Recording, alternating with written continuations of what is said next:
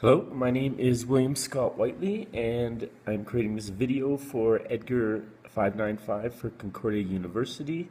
It's presented to the graduate program in partial fulfillment of the requirements for the Department of the Master's Education, and specifically for my professor, Dr. Amber Reed. This is a reflection on culture, ethnicity, and race. In this reflection, I'll be answering 5 questions based on my experience at my school. So we will start with the first question, which is how do the social identities, culture, ethnicity, and race impact you, your students, and your school?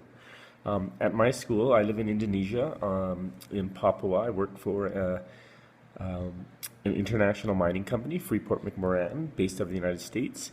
In our community, there are Westerners from Canada, America, South Africa, United States, sorry, I already said that, Australia and New Zealand, and there are national Indonesians, and there are the local Papuans who are also Indonesian citizens.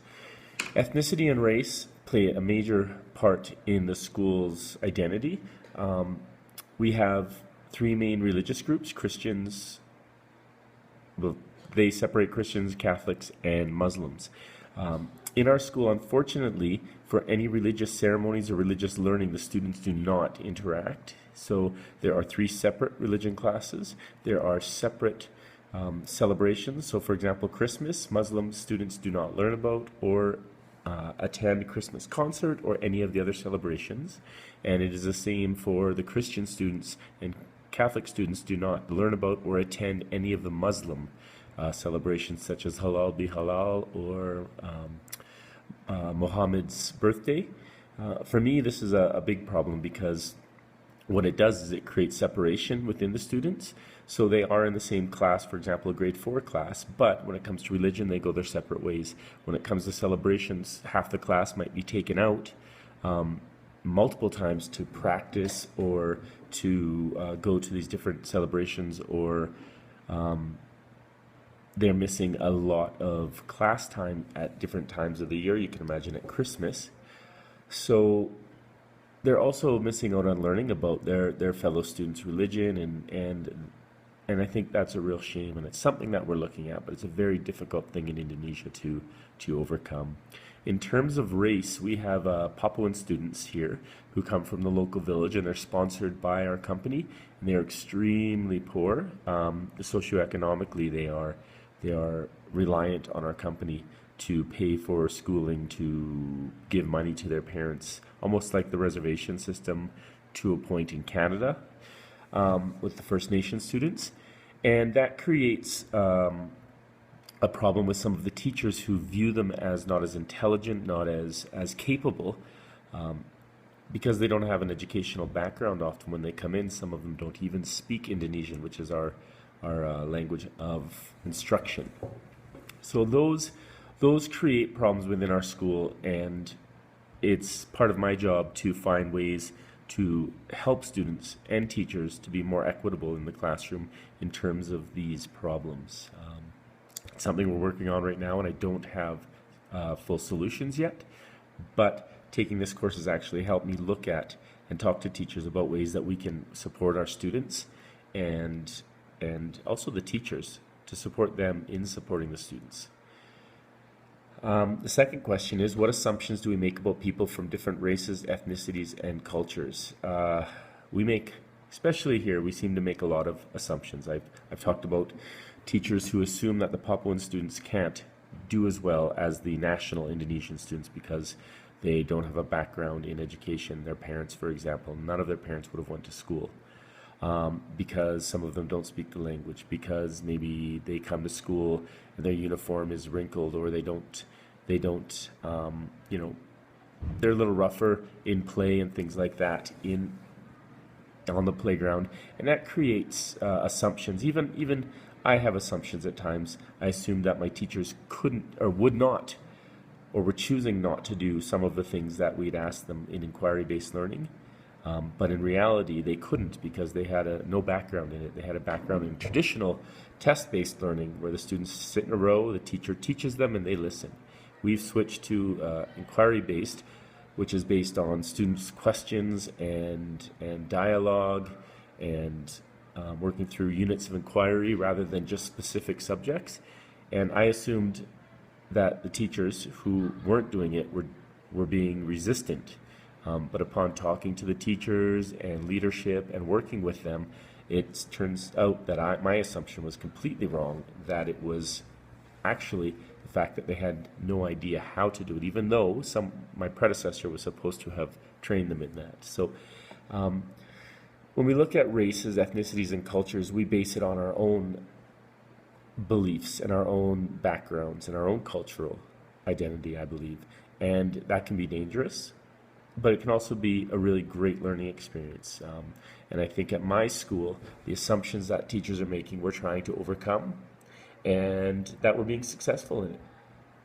That it can hold back a school, but it also creates a great learning opportunity that allows us to move a school and people forward.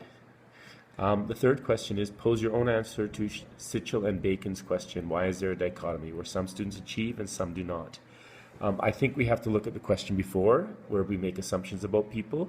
If we make assumptions about students, such as the Papuan students, that they are not smart enough or they can't learn well enough, then we're going to treat them differently. We're not going to create equity within a class.